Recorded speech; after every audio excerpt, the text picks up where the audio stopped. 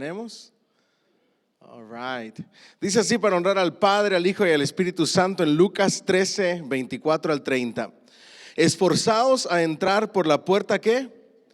Angosta o estrecha, porque os digo que muchos procurarán entrar y no podrán. Después que el padre de familia se haya levantado y cerrado la puerta y estando fuera, empieceis a llamar a la puerta diciendo: Señor, Señor, ábrenos. Él respondiendo os dirá: no sé de dónde sois. Entonces comenzaréis a decir: delante de ti hemos comido y bebido, y en nuestras plazas enseñaste. Pero os dirá: os digo que no sé de dónde sois. Apartaos de mí, todos vosotros, hacedores de ¿qué? De maldad. Allí será el llanto y el crujir de dientes, cuando veáis a Abraham, a Isaac y a Jacob y a todos los profetas en el reino de Dios, y vosotros estéis excluidos. Porque vendrá el del oriente, del occidente, del norte y del sur, y se sentarán a la mesa en el reino de Dios. Y he aquí, hay postreros que serán primeros, y primeros que serán postreros. Que el Señor añada bendición a su palabra. Pueden sentarse, por favor, dándole más fuerte ese aplauso al Señor. All right. La parábola que vamos a estar estudiando hoy es la parábola de la puerta estrecha. Diga conmigo: la puerta estrecha. Una parábola muy interesante con una aplicación extraordinaria relacionada a la vida eterna.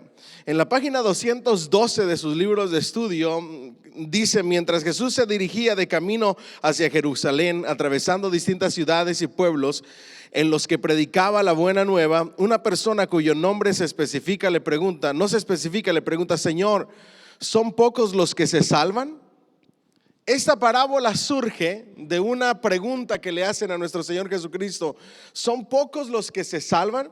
Nosotros ya hemos hablado y hemos escuchado a nuestro Señor Jesucristo enseñar de que hay dos caminos, ¿verdad que sí? ¿Cuántos caminos?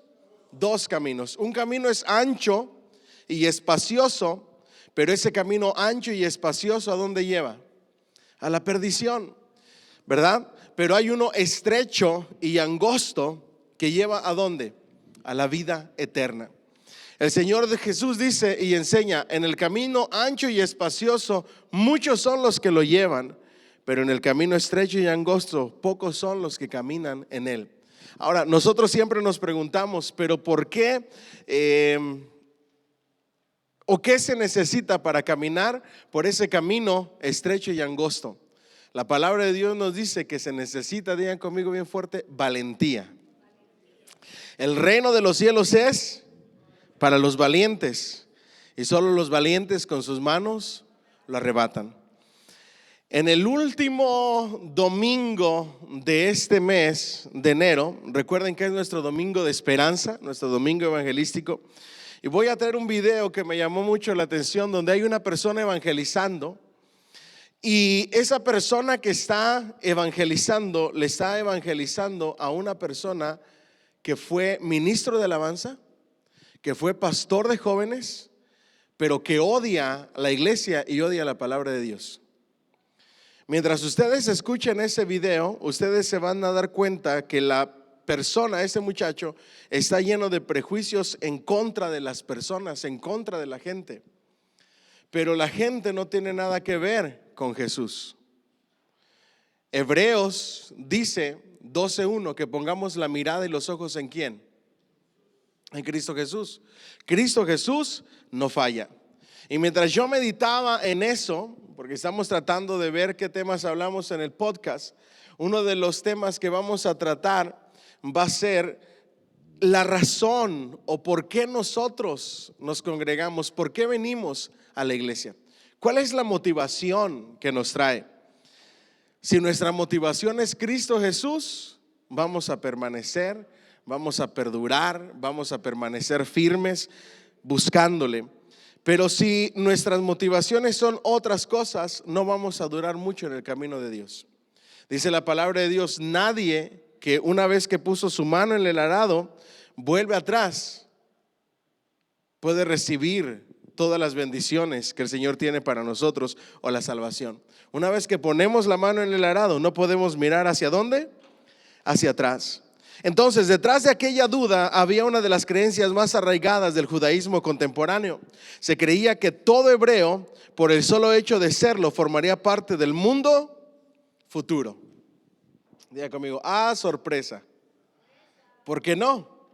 Nuestro Señor Jesucristo viene con un reino, pero con un reino ¿qué? Celestial. Y ahora hay que creer en ese Jesús que es el Mesías, el Salvador de los seres humanos. Ellos creen que solamente fue una persona. Algunos de ellos ni siquiera lo ven como profeta.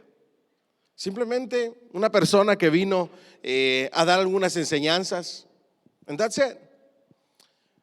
Les vuelvo a repetir lo que en una ocasión alguien me preguntó: ¿será que nosotros debemos de ver a los judíos y cómo interpretan la Biblia y cómo entienden la Biblia para nosotros crecer más en cuanto al conocimiento de la palabra de Dios, porque son el pueblo escogido?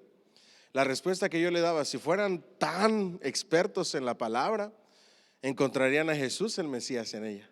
¿Cierto o no es cierto? Pero hasta el momento no lo han encontrado.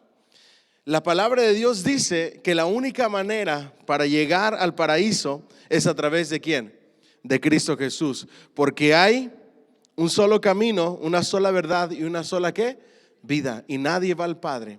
Él dijo: yo soy el camino, la verdad y la vida, y nadie viene al Padre sino por mí. Pero ellos creían que todos iban a ser parte de ese mundo futuro.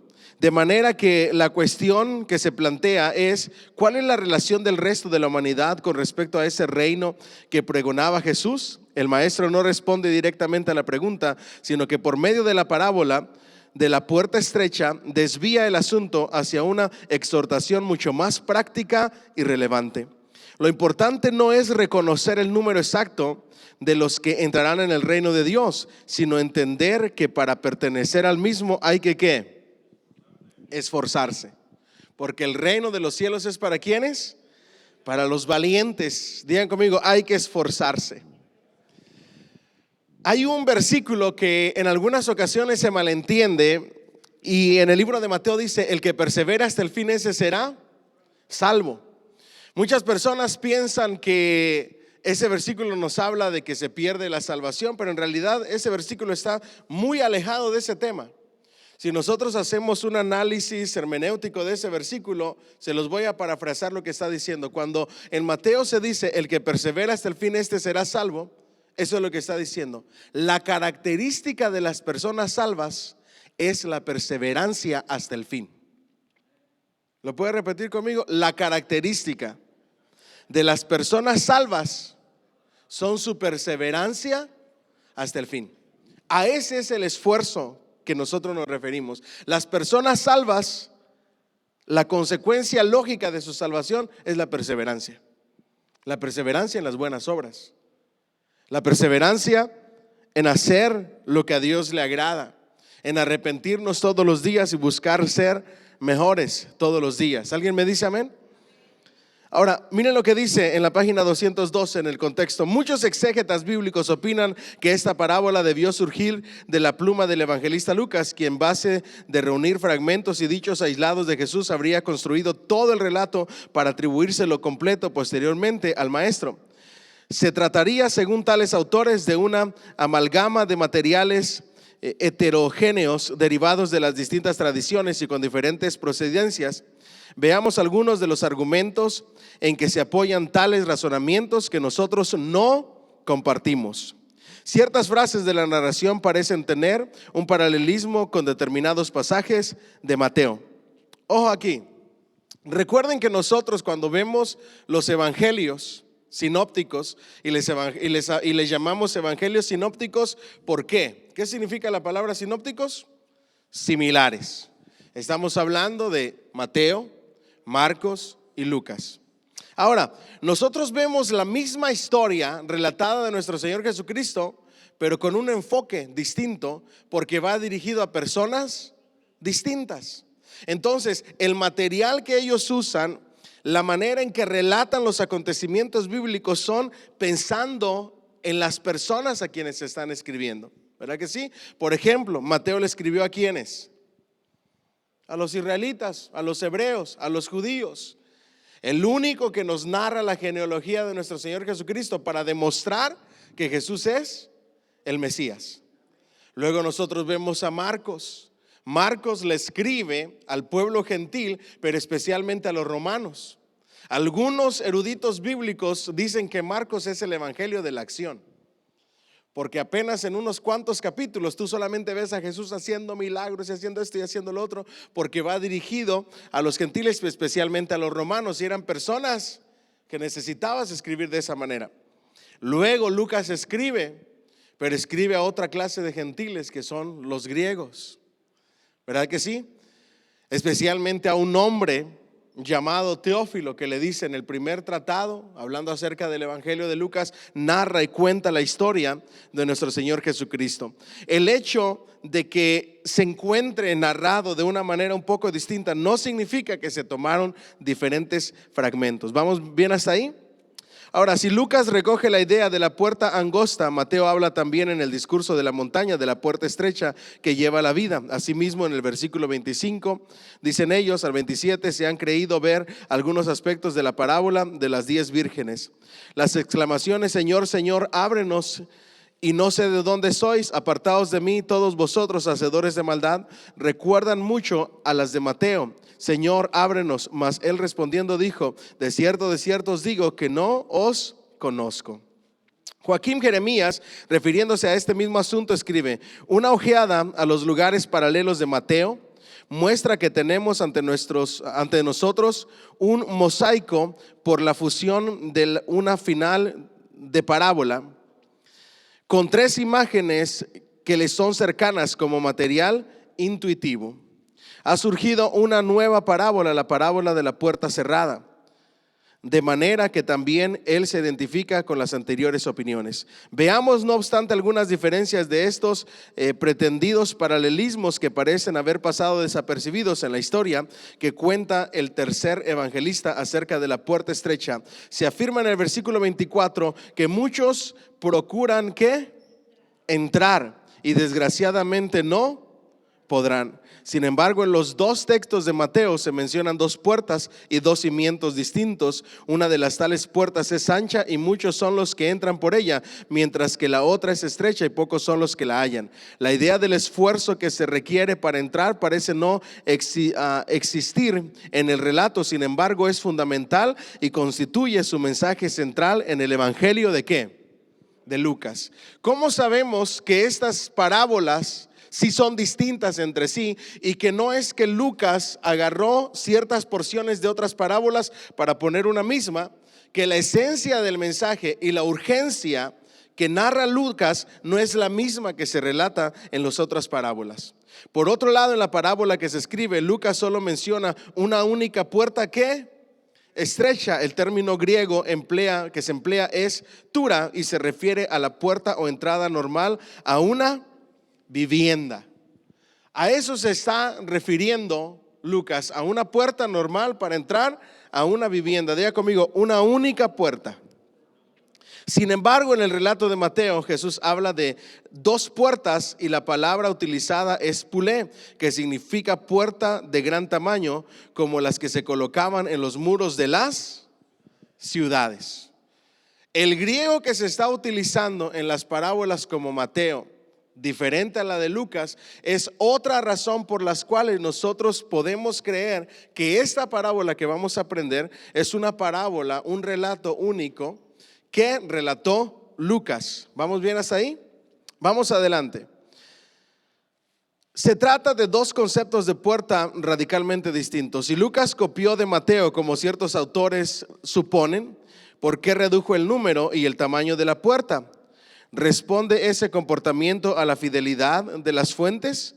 Nuestra opinión es que las aparentes similitudes no resultan tan evidentes como se ha pretendido. ¿Acaso no pudo repetir Jesús sus propias imágenes y ejemplos en 2 relatos diferentes? ¿Qué creen ustedes? La respuesta la tenemos en Juan. Juan escribe y dice: esto es lo que nosotros venimos a escribir. Pero si nosotros tratáramos de relatar toda la vida y el ministerio de nuestro Señor Jesucristo, no habría libros para poder relatar todo lo que hizo y todo lo que dijo. Entonces no podemos encerrarnos creyendo que solamente tal y como está en Marcos, Lucas y Juan, Mateo, Marcos, Lucas y Juan, fue lo único que se dijo, y que todos son lo mismo. Porque no hay libros, no alcanzarían los libros para relatar todas las enseñanzas y lo que Jesús dijo e hizo. Solamente se relatan aquellas por inspiración del Espíritu Santo que nos guían nuestro camino hacia la salvación. ¿Me dicen amén? Vamos adelante. ¿Es que el maestro cuando predicaba nunca repitió un mismo mensaje a una misma parábola ante públicos diferentes? ¿Qué creen ustedes? Seguro que sí, es más que probable. Yo lo hago. Y si ustedes escuchan un mensaje cuando voy a predicar a Cornerstone, que es el mismo mensaje que predico aquí, la manera de predicarlo, las cosas que se dicen en el mundo anglosajón, las aplicaciones para el mundo anglosajón son totalmente diferentes a nuestra cultura. Es exactamente el mismo mensaje, pero se presenta de manera diferente. ¿Vamos bien hasta ahí? No sabemos si lo hizo o no, pero en cualquier caso, ¿qué le impedía hacerlo? Nuestra modesta opinión es que no hay razones de peso para demostrar que la parábola de la puerta angosta no salió de la boca del maestro, tal como nos la presenta el evangelista Lucas. ¿Vamos bien hasta ahí? El significado en este relato domina fundamentalmente el tema del reino de Dios. Digan conmigo bien fuerte, por favor, el reino de Dios. Si alguien viniera y les preguntara ¿qué es el reino de Dios?, ¿qué ustedes contestarían? Porque nuestro Señor Jesucristo vino a predicar el evangelio del reino.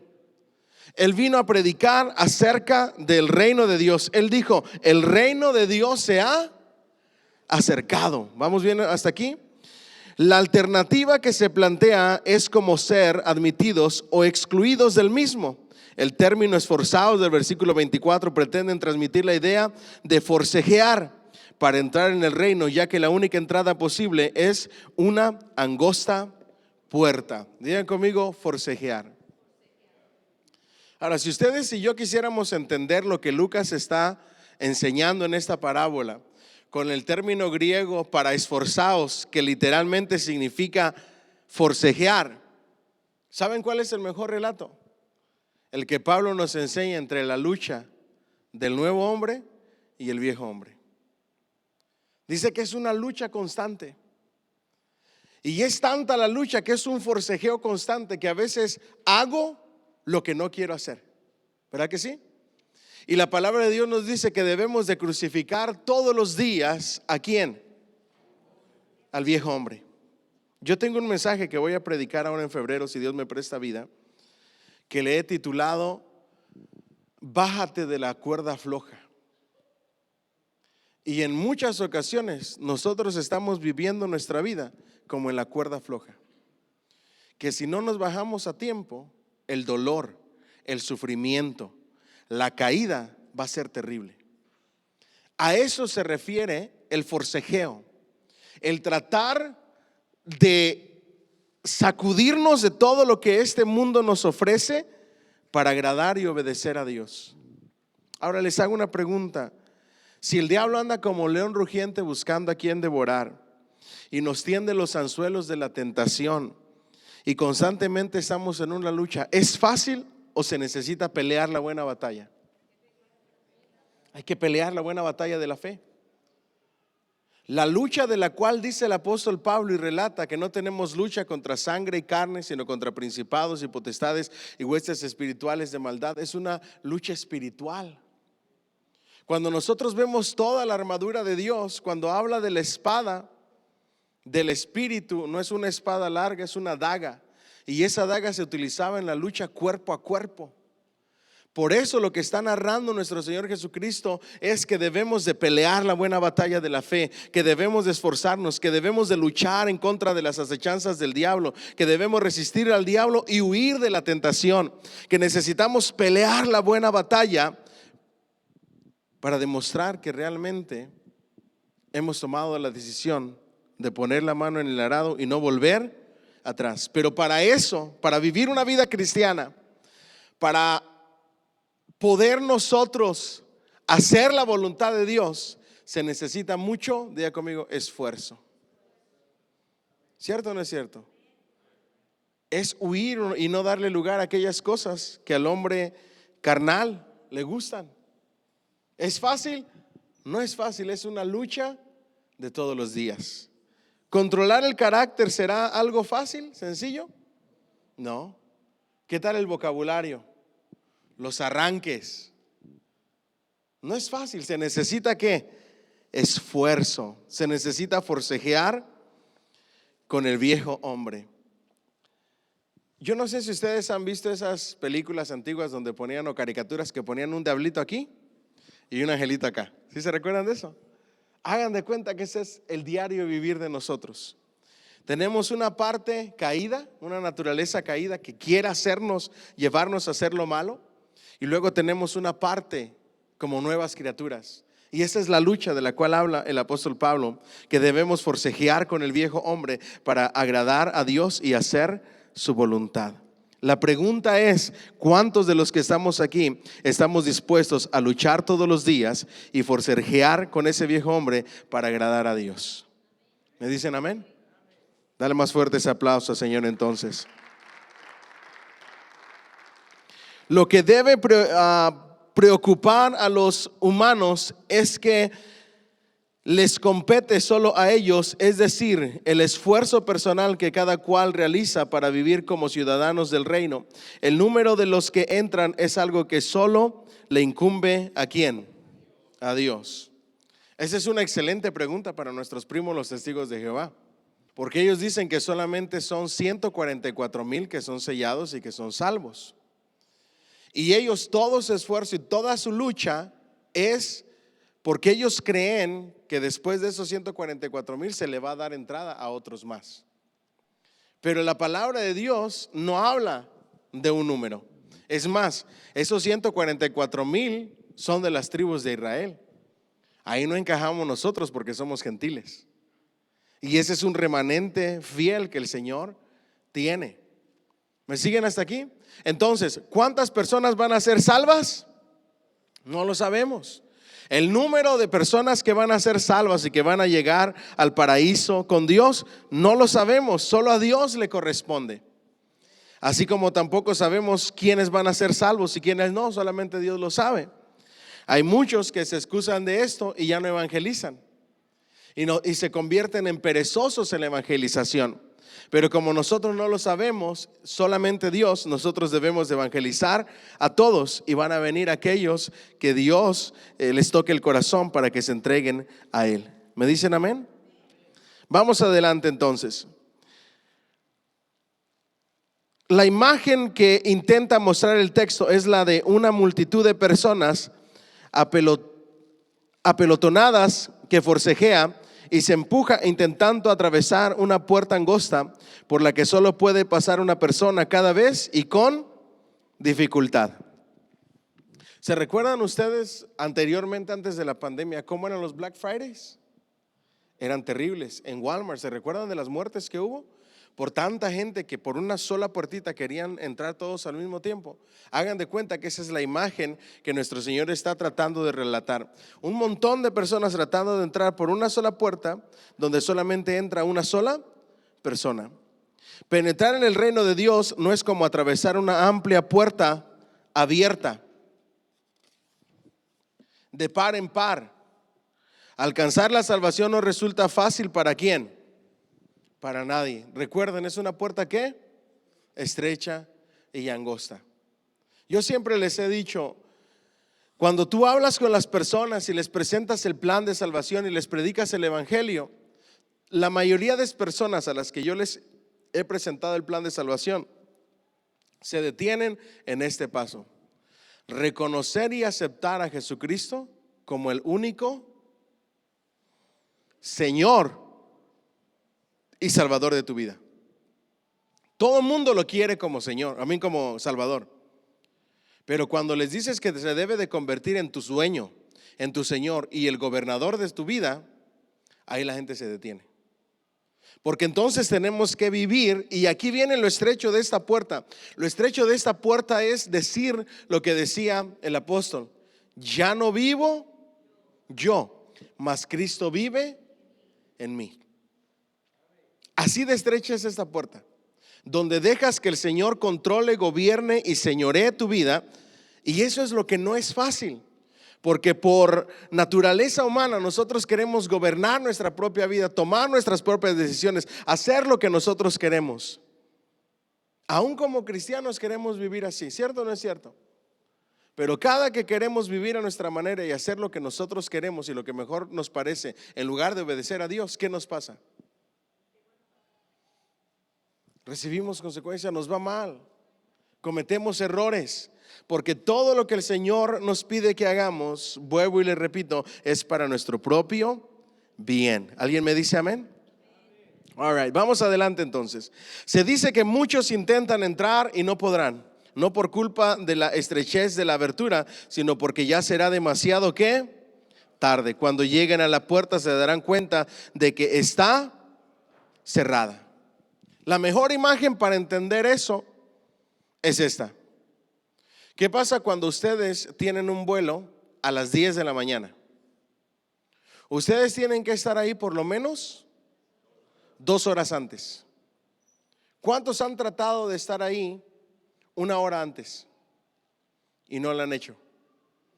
¿Verdad que sí? Han perdido el vuelo.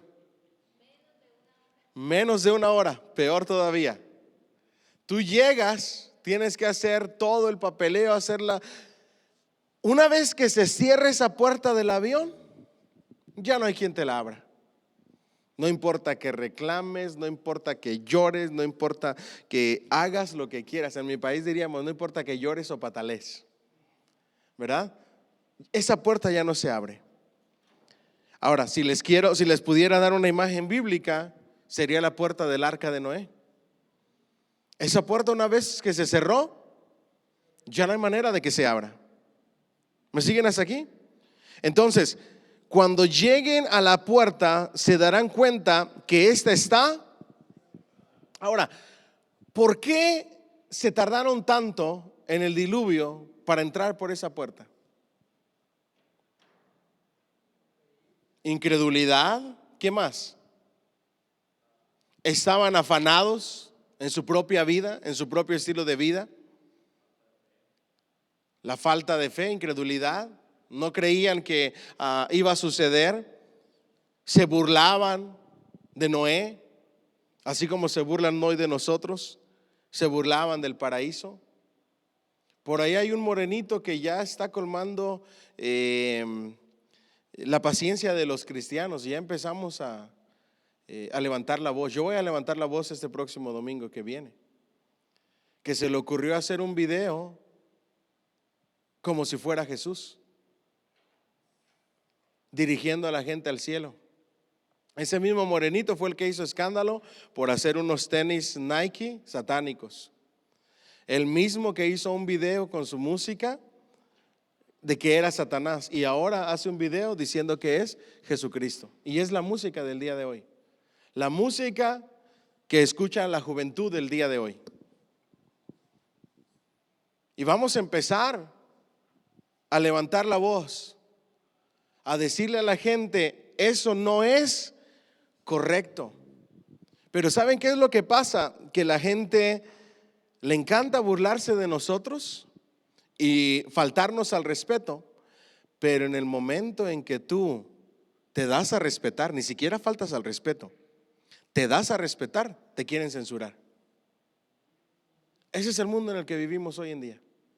Terrible. Ese es el mundo y la maldad en la que vivían en la época de Noé. Todo el mundo estaba simplemente dejándose llevar por su pecado, así como el día de hoy. Pero un día la puerta se cerrará, lo cual implica que el acceso al reino de Dios no depende solo de la actitud del ser humano, sino también del dueño de la casa, que en cualquier momento puede levantarse y cerrar La entrada. El padre de familia se identifica claramente con el propio Señor Jesús, ya que los que se quedan fuera pidiendo que se les abra la puerta afirmarán que habían comido y bebido con él y que lo habían escuchado en sus plazas. Eran por tanto contemporáneos suyos. ¿Vamos bien hasta ahí?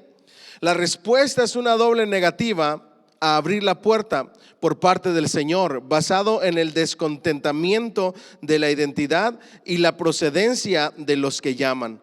Por todo el Antiguo Testamento aparecen versículos que se refieren al hecho de que Dios conoce a quienes, a los suyos. Es lo que Jehová le dice al profeta Jeremías en Jeremías 1:5: antes que te formase en el vientre te conocí, y antes que nacieses te santifiqué.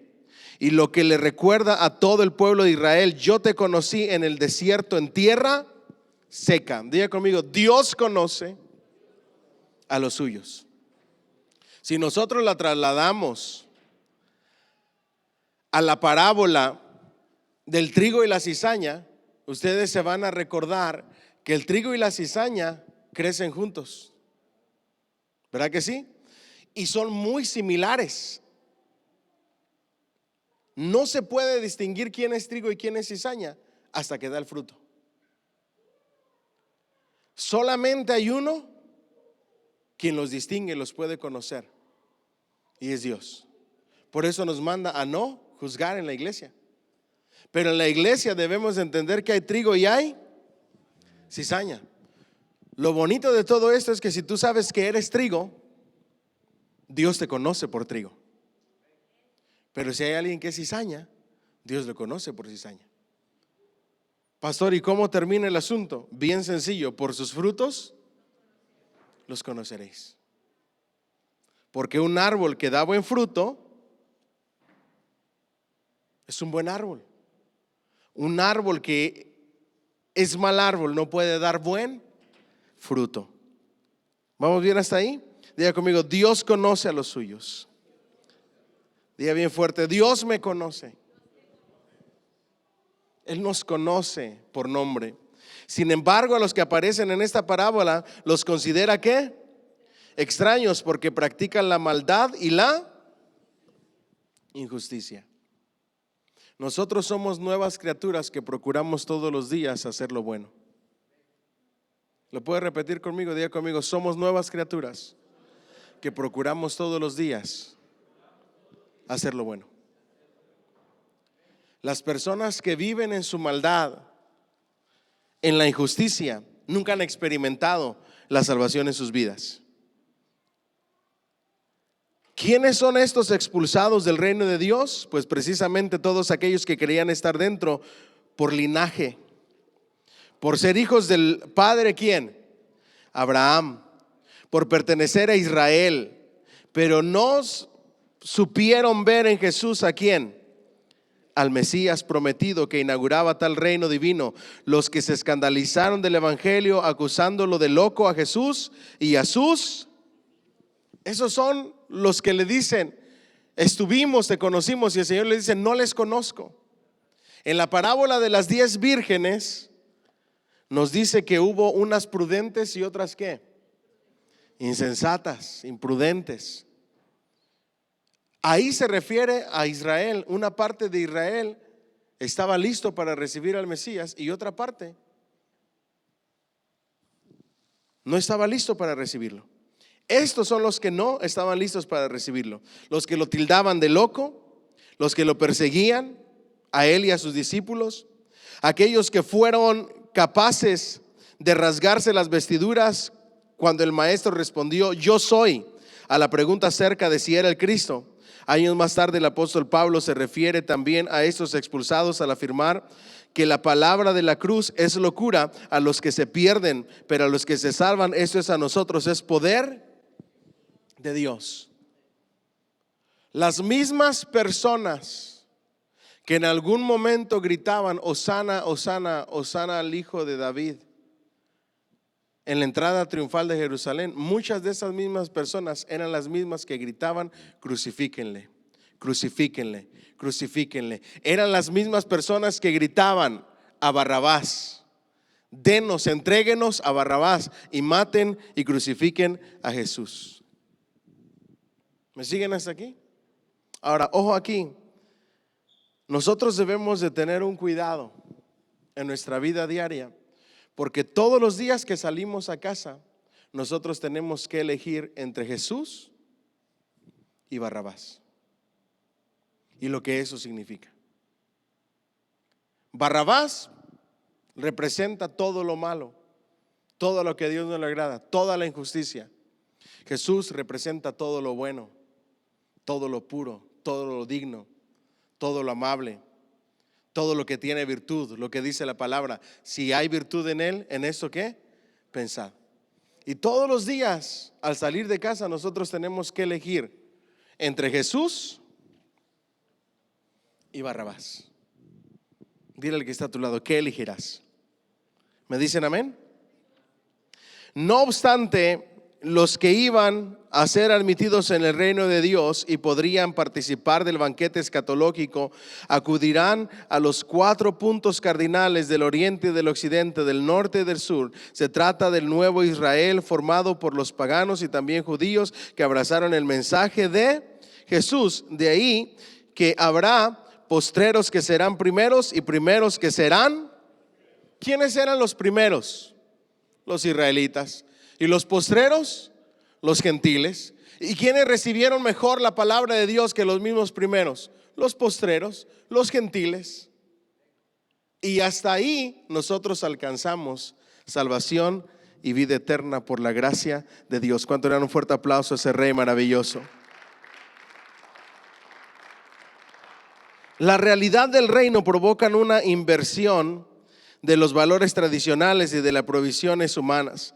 Algunos de los últimos en llegar serían considerados más importantes que los de siempre. Es exactamente lo que preveía la profecía del anciano Simeón cuando Jesús fue presentado en el templo en Lucas 2:34. He aquí, este está puesto para caída y para levantamiento de muchos en Israel y para señal que será contradicha. Vámonos ahora a la aplicación y cómo esta parábola la podemos aplicar al día de hoy en nuestras propias vidas. ¿Me siguen hasta ahí? Estamos acostumbrados hoy a que las puertas anchas se nos abran solas con aproximarnos un poco a ellas. Hace poco, los que van a Home Depot, ustedes saben que el contractor side, la puerta de los contractors, está enorme esa puerta. Yo siempre entro por ahí. Hace poco, con este frillazo, había un letrero que decía: por favor usa la otra puerta debido al clima. Y ahí me tienen dando vuelta por la puerta chiquita. Me dio un coraje cuando entro, paso al lado de la puerta y se abre la grandota.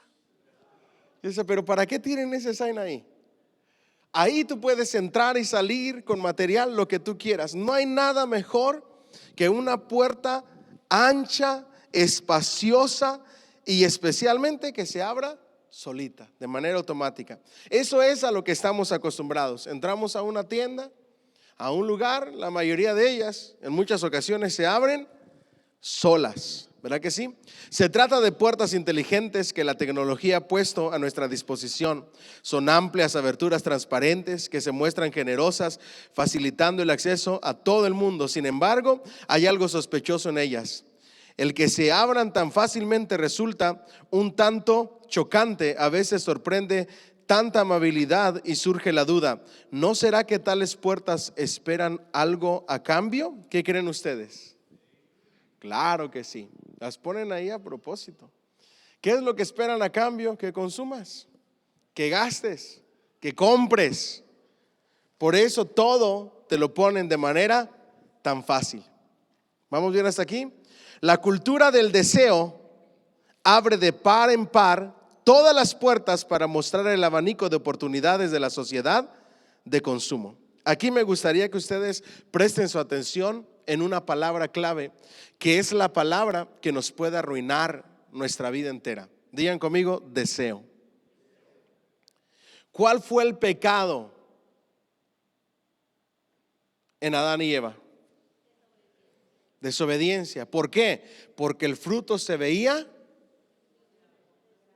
agradable a los ojos, al paladar. ¿Y surgió en ellos qué? Deseo. ¿Cuál fue el pecado de Satanás? El deseo de querer ser igual a Dios. ¿Cuál es la peor caída que el cristiano puede experimentar en su vida? Es por causa del deseo. El deseo de tener más dinero. El deseo de hacer dinero fácil. El deseo de tener una mujer más bella, con un mejor cuerpo. El deseo de tener un hombre más joven, con un mejor cuerpo. ¿Cierto o no es cierto? El deseo de adquirir fama. Hoy por fama la gente hace lo que sea. Para los que pensábamos que la tecnología lo que iba a hacer era agregar valor a la sociedad, nos equivocamos. El deseo de la fama, el deseo del dinero fácil ha llevado a que nuestros jóvenes se dediquen a hacer tonterías con tal de adquirir dinero. Tonterías. Y no solamente jóvenes, hasta adultos. Que yo a veces me pongo a pensar después de ver un video y digo, ¿será que yo me atrevería a hacer esas tonterías con tal de ganar dinero? Yo no me atrevería, se los digo de verdad. La gente está dispuesta a hacer lo que sea.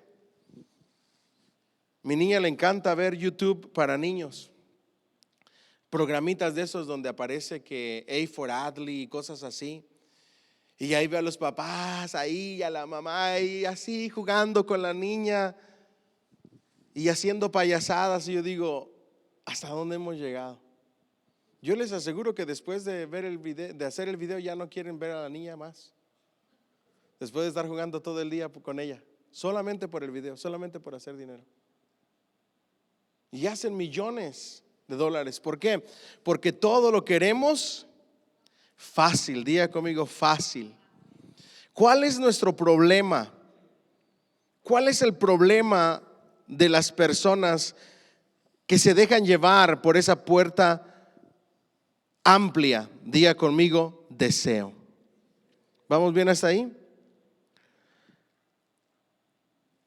Existe, no obstante, otros portones que resultan bastante más angostos y que para franquearlos hay que esforzarse poniendo todo el empeño. Muchos pretenden entrar a través de ellos, pero no lo consiguen porque no están dispuestos a desprenderse del lastre que arrastran sus vidas. Palabra clave para permanecer firmes, entrando y caminando por el camino estrecho y angosto.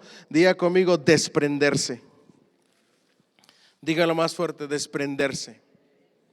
Desprenderse del viejo hombre, desprenderse del mal carácter, desprenderse de los celos, de la ira, de la contienda, de la gritería. Desprenderse de todo aquello que lo único que hace es dañar nuestras vidas y las personas que están a nuestro alrededor. ¿Es fácil? No es fácil, pero no hay otra manera de vivir una vida que a Dios le agrade sin desprendernos. Ahora, yo les hago una pregunta: ¿cuándo se va a acabar el desprendernos de cosas?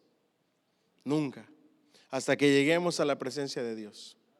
Cuando Él personalmente nos transforme en un abrir y cerrar de ojos en los aires, si es que vivimos, y que convierta esto mortal en inmortalidad y esto corruptible en incorruptibilidad, dejándonos sin pecado.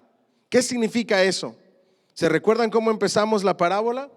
Diga conmigo, esforzaos, forcejear todos los días. ¿Para qué? Para desprendernos de todo aquello que a Dios no le agrada. ¿Cuántos se recuerdan de esa reflexión del burro que lo aventaron en el hoyo para matarlo? ¿Se recuerdan? Impresionante, está muy buena. Ustedes recordarán que no querían matarlo porque les daba mucha lástima, así es que decidieron mejor aventarlo en un hoyo y enterrarlo vivo. Lo echaron al hoyo, empezaron a aventarle tierra y cada palada de tierra que le caía se sacudía y ahí hasta que salió del hoyo. Sacúdete y sube, se llama la reflexión.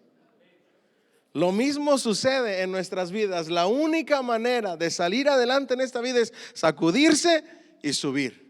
¿Verdad que sí? Tienes que sacudirte, tienes que desprenderte. Cada que tú sientas una palada de tierra, cada que tú sientas algo que estás haciendo mal en tu vida, algún error que cometiste, sacúdete, despréndete de eso y sube.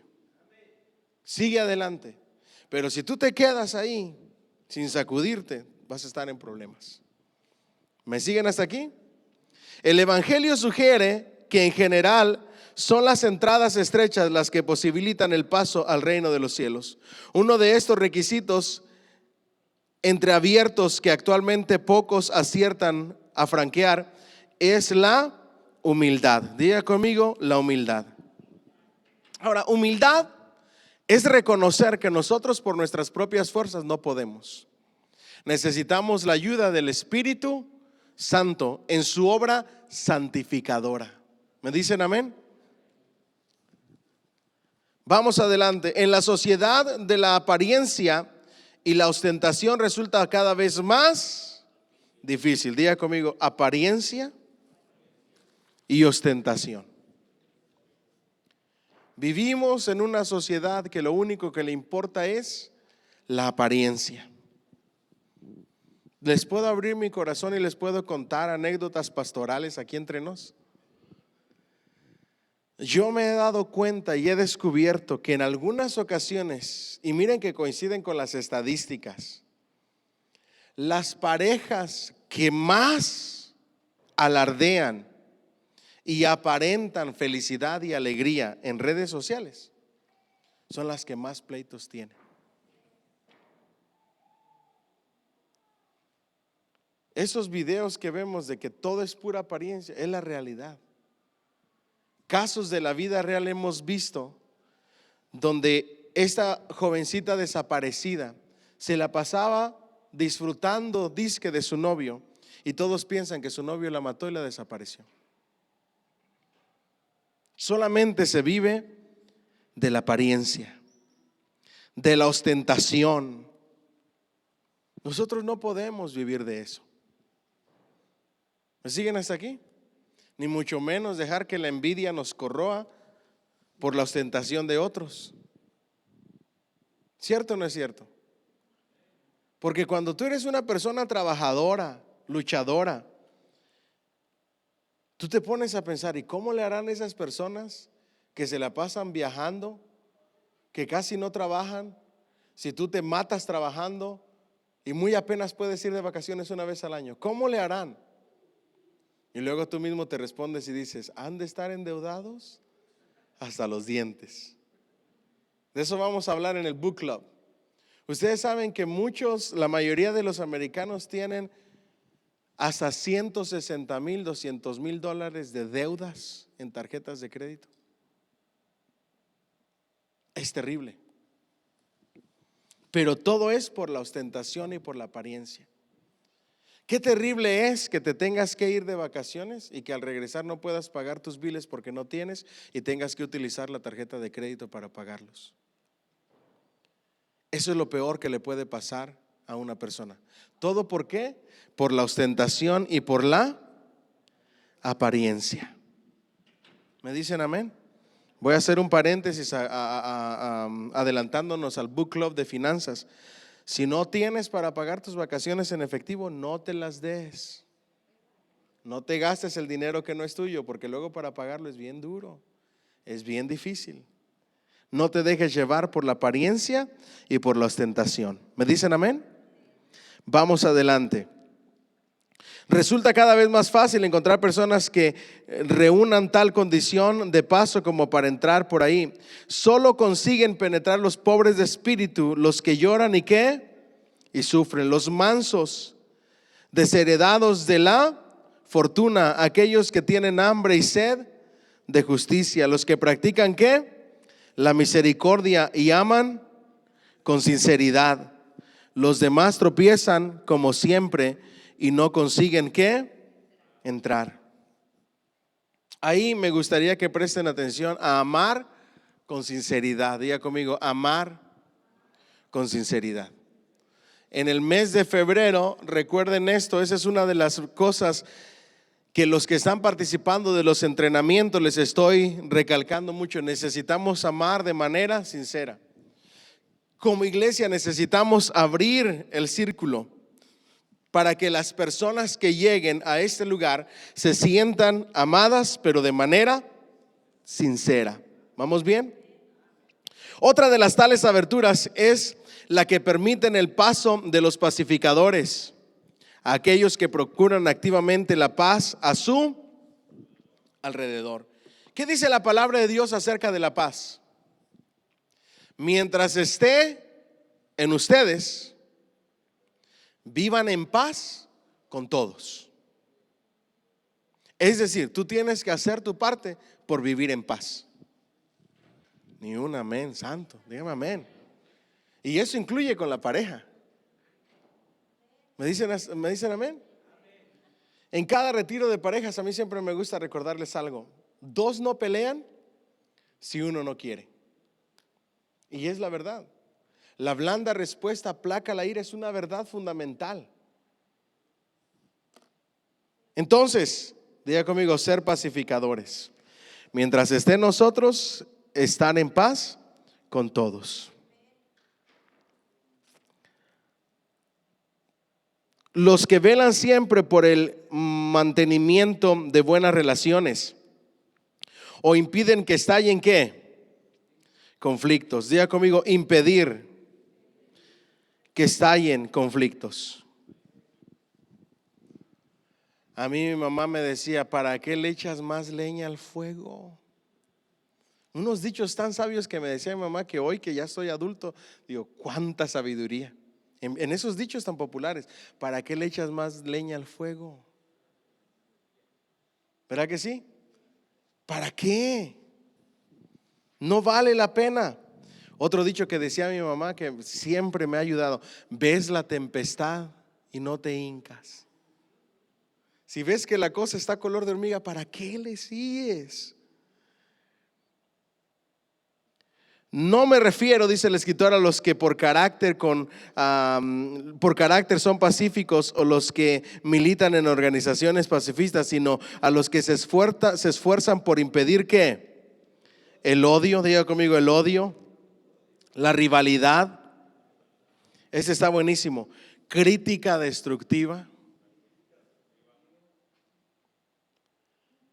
Nadie de los hermanos de la iglesia debería de aparecer en su mesa en una reunión. Nadie.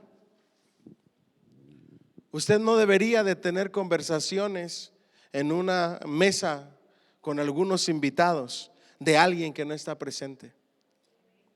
Por eso hay algunos que les chillan los oídos porque no los invitaron, pero ahí están en la mesa, en las conversaciones de otros. ¿Con qué? Con críticas. Mire, hay un presidente que en liderazgo habló muchas cosas llenas de sabiduría, que de hecho tiene su monumento en la capital. Acuérdenme del nombre. El monumento de ese grandotote. Lincoln, Abraham Lincoln. Él decía, la crítica no cambia a nadie. No vale la pena criticar a nadie. Las personas no cambian con la crítica. Las personas cambian con los consejos, no con la crítica. No vale la pena criticar. Siguiente. Nosotros no podemos criticar a alguien si no estamos en sus zapatos, si no sabemos cómo funcionan las cosas. No sé si me estoy explicando. El que tú tengas una opinión de que no es que el pastor debería de hacer esto y aquello, o el líder de joven, o el líder de alabanza debería de aquí, debería de allá. ¿Les puedo hablar algo de manera honesta? Yo así pensaba y hoy me arrepiento. Empecé el seminario bíblico a los 15 años, lo terminé a los 17. Yo le decía a Dios, ay Dios mío, si tan solo mi pastor me prestara a la iglesia un año. Imagínense mi ignorancia, un año para dirigirla, que me diera las riendas de la iglesia, un año para ver lo que puedo lograr. No, hombre, mis hermanos. Ya luego que Dios me llamó al ministerio, digo, ¿para qué dije lo que dije? No sabía en lo que me estaba metiendo. Porque nadie sabe hasta que no estás en los zapatos. ¿Me siguen hasta aquí? Entonces, lo mejor que los hijos de Dios pueden hacer, diga conmigo, es evitar la crítica. La crítica destruye. ¿Y sabes qué es lo peor? Que cuando tú criticas y dices, pero no le digan a nadie, lo primero que van a hacer es ir y decir. Y la persona que estuvo cenando sin ser invitada, mientras en mi país decimos la tijereabas, ¿sí? Hablabas mal de ella y la criticabas, se entera. ¿Y saben qué es lo peor? Que a veces hasta se decían amigos. Eso es lo peor. Yo aprendí por sabiduría popular con esta frase. Esas son frases célebres populares. En boca cerrada no entran moscas. Va a haber gente que te va a pedir opinión de alguien más. No la des. Abstente. Yo no sé, solamente esa persona sabe lo que estará viviendo. No puedo dar una opinión de algo que no sé, que no conozco. Eso es tener sabiduría. Esos son los pacificadores, los que no le dan lugar a esa crítica que lo único que hace es destruir. Ahora quiero aclararles que pudiéramos decir que hay una crítica constructiva, pero yo les diría que también eso lo hagan a un lado. Porque en el decir está el cambio o no de la persona.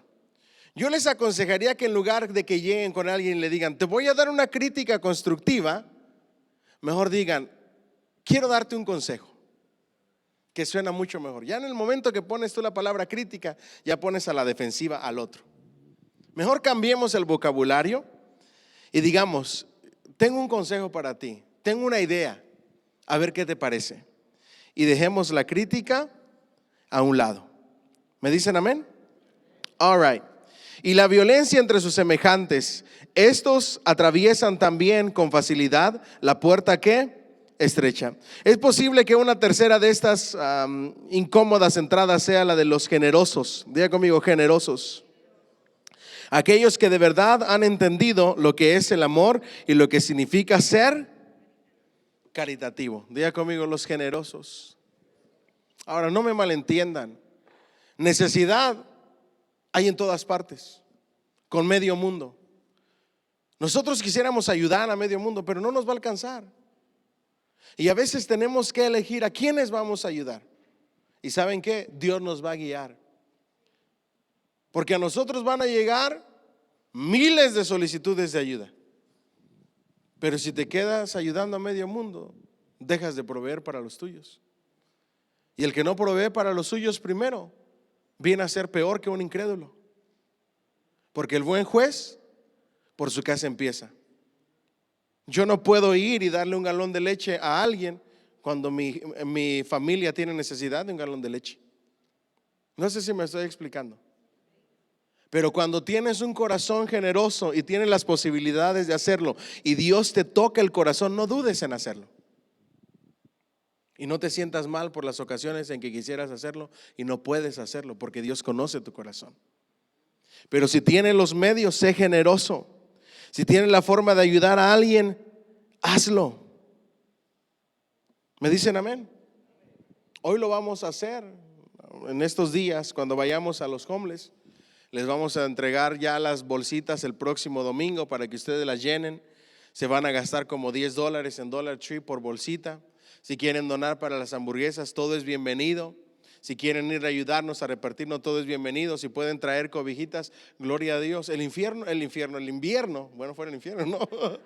El invierno es muy duro, pero sí parece un infierno, ¿no? El invierno es muy duro. Si ven, una cobijita, unos guantes, un gorro, es tremendo. ¿Verdad que sí? Me preguntaban hoy que si vamos a llevar trataditos. Claro que sí, también vamos a procurar librarlos del infierno, ¿verdad? Predicándoles el plan de salvación, llevándoles trataditos, orando por ellos. Que sea Dios quien haga la obra. Uno lo único que hace es sembrar la semilla. De ahí el Señor se encarga. A veces yo le digo a Dios, Dios mío, ¿cómo me gustaría tener tanto poder adquisitivo para poderle ir cambiando la vida a un homeless a la vez? ¿Se imaginas que tuvieras tanto poder adquisitivo de comprar una casa en efectivo? ¿Ok? Grande, en Midtown o en Downtown Atlanta. Que tengas unos 10 cuartos y que agarres un homeless a la vez. Pero no solamente para darle shelter, para que se bañe, para mandarlo a un centro de rehabilitación, para que se rehabilite, para que tenga un trabajo estable y para que salga de eso. Eso sería glorioso. Desafortunadamente, las personas que tienen ese poder adquisitivo no lo hacen. Ustedes saben que un pastor, no recuerdo si es en Texas, no me recuerdo en qué estado, acaba de estar en corte porque les proveyó en estos fríos shelter a unos homeless, porque supuestamente el edificio no era para eso, y estaba en corte. Lo único que dijo: estoy mostrando el amor de Dios. Impresionante.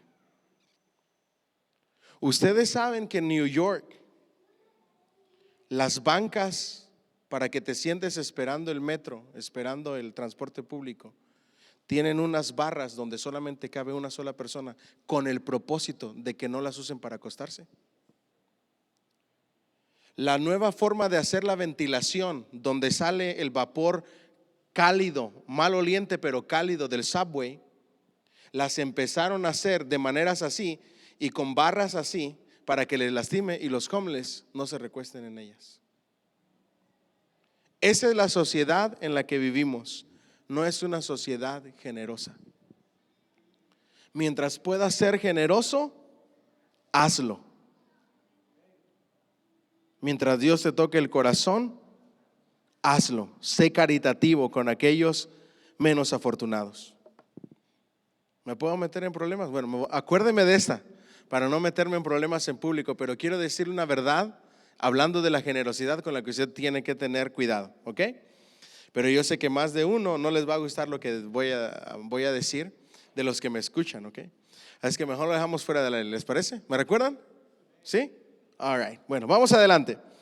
Hablando acerca de la generosidad de ser caritativos, los que no aprendieron las matemáticas de contar el tiempo que dedican a los demás, ni la ayuda que prestan a los otros, ni siquiera los recursos económicos que invierten en aquellos que lo necesitan, esos torpes contables son los que también consiguen ¿qué?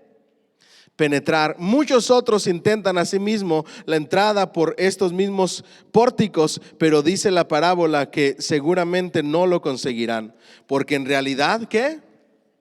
No se trata de una cuestión de buenas obras, esfuerzo ascético o acumulación de méritos propios. Lo que de verdad posibilita el acceso es la confianza plena en que se nos dejará entrar por la sola gracia y los méritos de aquel que tiene potestad para abrir y cerrar el paso.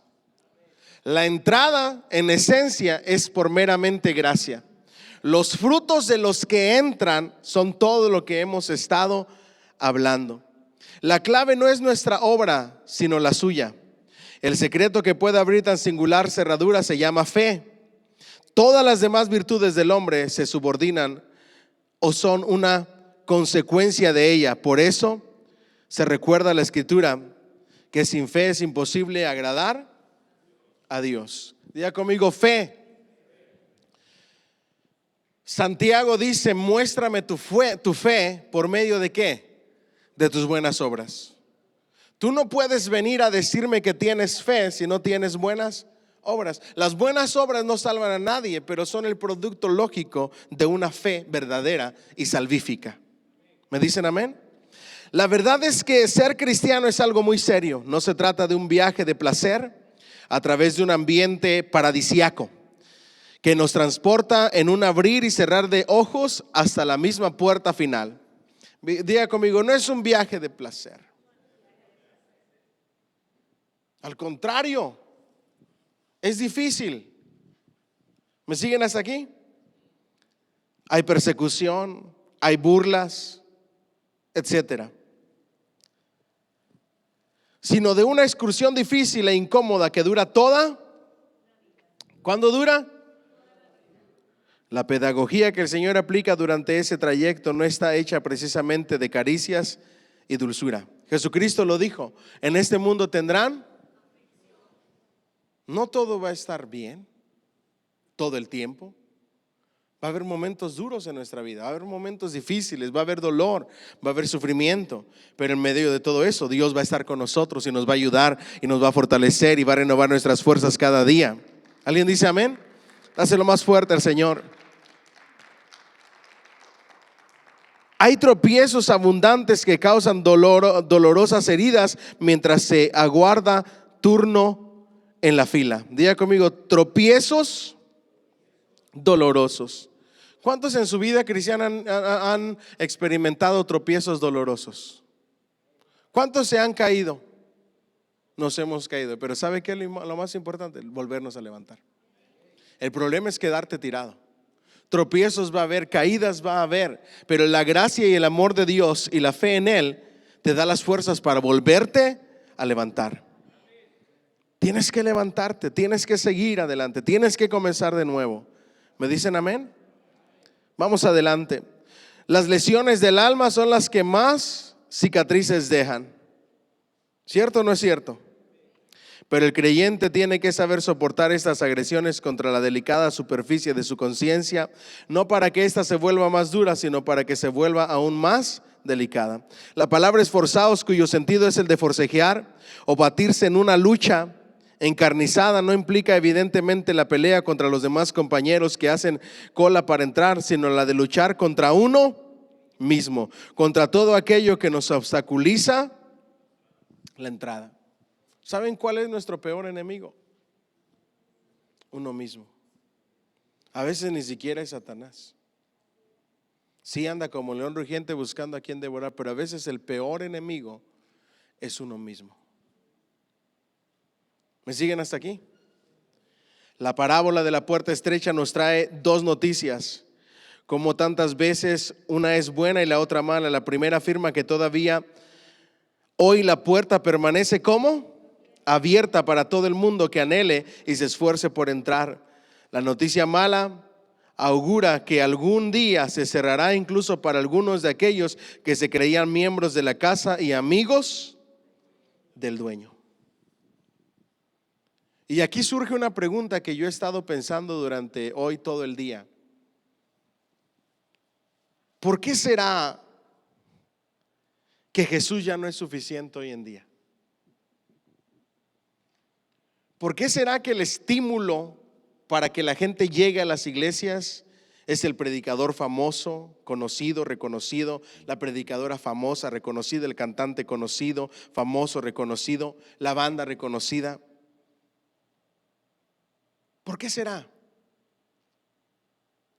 ¿Me siguen hasta aquí? ¿Por qué será que Jesús ya no es suficiente? Les voy a decir esto en secreto. ¿Por qué será que hay que traer hasta un transformer para dar la bienvenida? Para llamar la atención de los jóvenes y de los niños para que la gente venga. ¿Por qué será que el evangelio ya no es suficiente? ¿Por qué será que Jesús ya no es suficiente? ¿Sabe por qué? Porque cada día más hemos querido traer todo lo que está en la puerta ancha y en el camino espacioso a la iglesia. Entonces todo eso ocupa el lugar y se nos olvida la esencia que es Jesús. El evangelio de Cristo, Cristo mismo. Nadie lo sabe. Lo importante es que todavía estamos a tiempo de ser admitidos. Solo es posible pasar a través de la puerta estrecha, agrandando los horizontes y el corazón. La parábola de la puerta estrecha surge a partir de la pregunta que un desconocido le formula a Jesús acerca de cuántos serían los que se salvarían. Como es propio en el maestro no responde inmediatamente, sino que explica con una historia breve, que es la parábola que acabamos de escuchar. La esencia de esta vida es nuestro caminar con Cristo. Y la vida cristiana dura hasta que el Señor nos llame a su presencia. En esta vida tienes que aprender a esforzarte, a luchar, a después de la caída levantarte, a poner tu mirada en Cristo y en nadie más, solo en Él, y seguir avanzando hacia adelante hasta que el Señor te llame a su presencia. Esta parábola nos narra y nos enseña las características de las personas que son salvas, y eso se llama perseverancia. Diga conmigo: perseverancia, lucha y esfuerzo. Todos los días tenemos que luchar por crucificar al viejo hombre. Todos los días. No hay persona perfecta, solo Cristo es perfecto. Todos estamos en el mismo asunto: luchar todos los días en contra del viejo hombre y llevarlo a la cruz,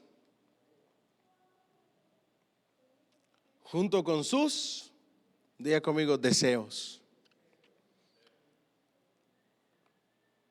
Todos los días. Todos los días.